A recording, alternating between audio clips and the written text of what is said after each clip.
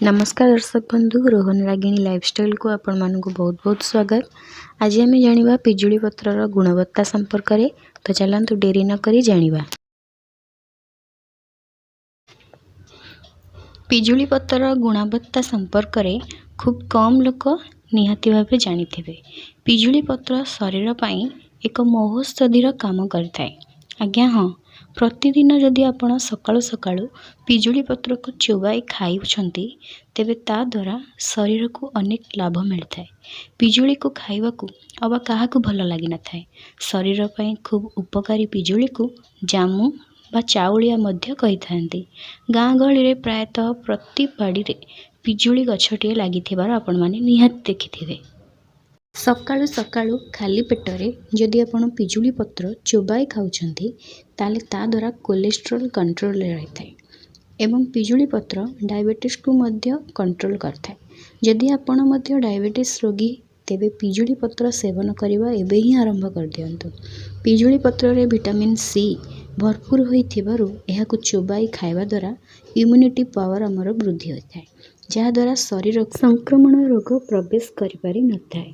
जदि आपण खाली पेटरे पिजुली पत्र खाउछंती तेबे ଏହା ଦ୍ୱାରା ଆପଣଙ୍କର ବର୍ଦ୍ଧିତ ଓଜନ ମଧ୍ୟ ହ୍ରାସ ପାଏ।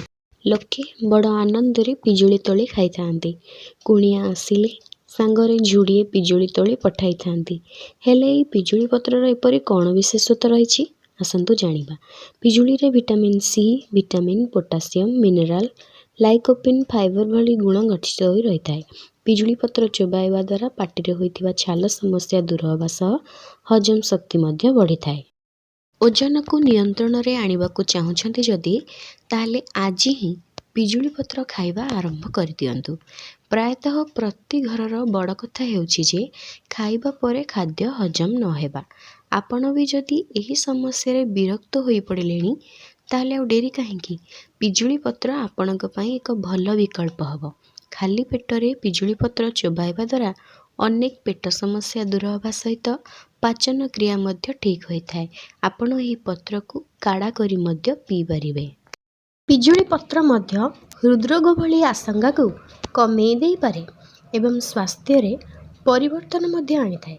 एथिरे विटामिन सी भरपूर होई रही थाए जेहेतु ता हम त्वचा रे उन्नत एवं स्वर रे परिवर्तन आनी थाए। चूर्ण होइतिबा पिजुली पत्र को प्रभावित स्थान गुड़िकरे यथा व्रण, ब्लैक हेड्स, कुंचन, बयसर दाग आदि को कमाई दे थाए। पिजुली पत्र रे शक्तिशाली एंटीबैक्टीरियल शक्ति रही है जहाँ आम दांत बिंधा भली समस्या को कमाई दे थाए एवं दुर्गंधता को मध्य कमाई दे थाए। पिजुली पत्र मध्य सामान्य साधारण थंडा ज्वर को मध्य एवं फ्लू भली रोगर सामना करने को दे न थाए। पिजुली पत्र रे एंटी इनफ्लामेटरी रही जहाँ आंठू गंठी बिंधा बा दरज को कमाई थाए।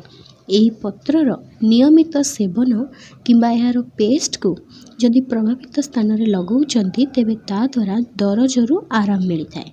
परिशेष रे पिजुली एक स्वास्थ्यकर फल।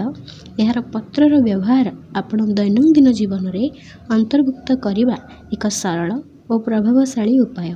आपणक जीवन सुस्थमय हेउ। जय जगन्नाथ। जदि ये वीडियोटी आपको भल लगी तेबे like, comment, share and subscribe निहाती करदेबे एवं एही भली नुआ नुआ वीडियो पाइबा पई चैनल को निहाती ऑल बेल आइकन रे प्रेस करदेबे।